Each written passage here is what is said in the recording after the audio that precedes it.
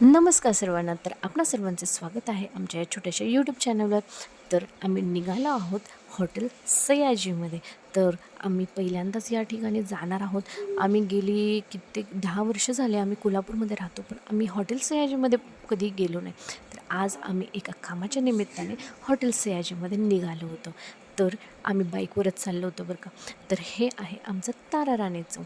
ताराराणी चौक आणि तिथून थोडंसं पुढे गेलं की तिथे आहे हॉटेल सयाजी. आमच्या घरापासून अगदी 5 ते 10 मिनटाच्या अंतरावर आहे आणि त्या ठिकाणी आम्ही निघालो होतो. तर हॉटेल सयाजीमध्ये जर आम्ही जात आहोत तर आम्हाला थोडंसं मनामध्ये काहीतरी वाटत होतं, कारण या ठिकाणी आम्ही कधीही गेलो नव्हतो आणि आतमध्ये जाताना आम्हाला काही प्रश्न विचारतील का किंवा काय प्रॉब्लेम होईल का, या सर्व गोष्टींचं आमच्या मनामध्ये विचार चाललेलेच होते. तर या ठिकाणी आम्ही पोचलो होतो. तर हे आहे सयाजी हॉटेलचं पार्किंग. तर यांचं अंडरग्राऊंड देखील पार्किंग आहे. तर आम्ही ह्या पार्किंगमध्ये आलो होतो आणि या ठिकाणी आम्ही गाडी पार्क करून आम्ही जाणार होतो आतमध्ये.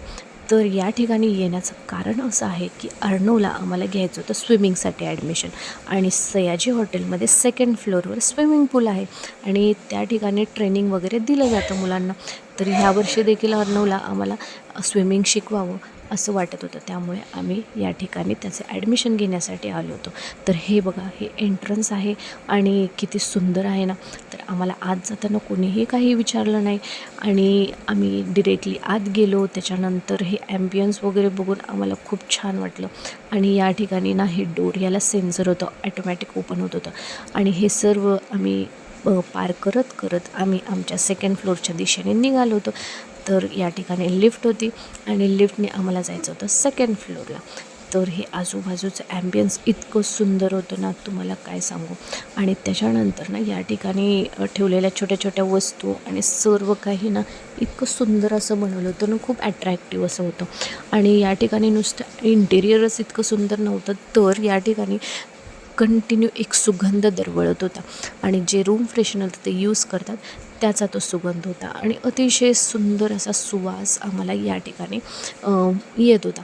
तर हे सर्व आम्ही मस्त एन्जॉय करत होतो आणि एन्जॉय करत करत आम्ही चाललो होतो आमच्या फ्लोअरच्या दिशेने, म्हणजे ज्या ठिकाणी अर्णवचं स्विमिंग पूल आहे.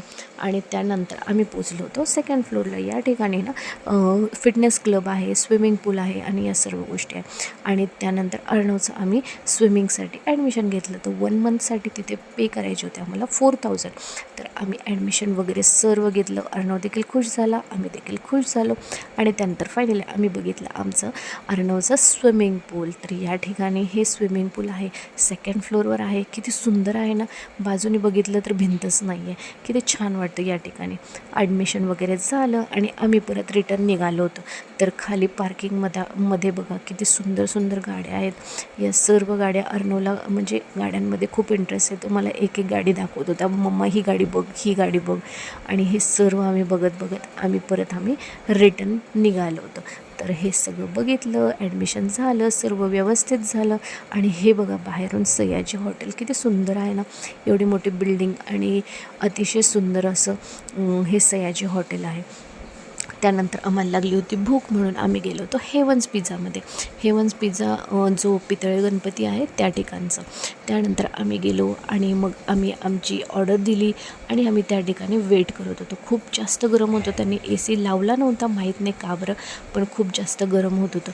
आणि त्याच्यानंतर आजूबाजूची जे कस्टमर होते ते देखील खूप आवाज करत होते, पण आम्ही लक्ष दिलं नाही. त्यानंतर आमची ऑर्डर आम्हाला रिसीव झाली. अर्णवने घेतला होता इटालियन पिझ्झा आणि आम्ही घेतली होती कोल्ड कॉफी. आम्हाला जास्त काही नको होतं, त्यामुळे आम्ही फक्त कोल्ड कॉफी घेतली. आणि मग अर्णवने त्याचा पिझ्झा फस्त केला आणि आम्ही देखील आमची कोल्ड कॉफी फस्त केली.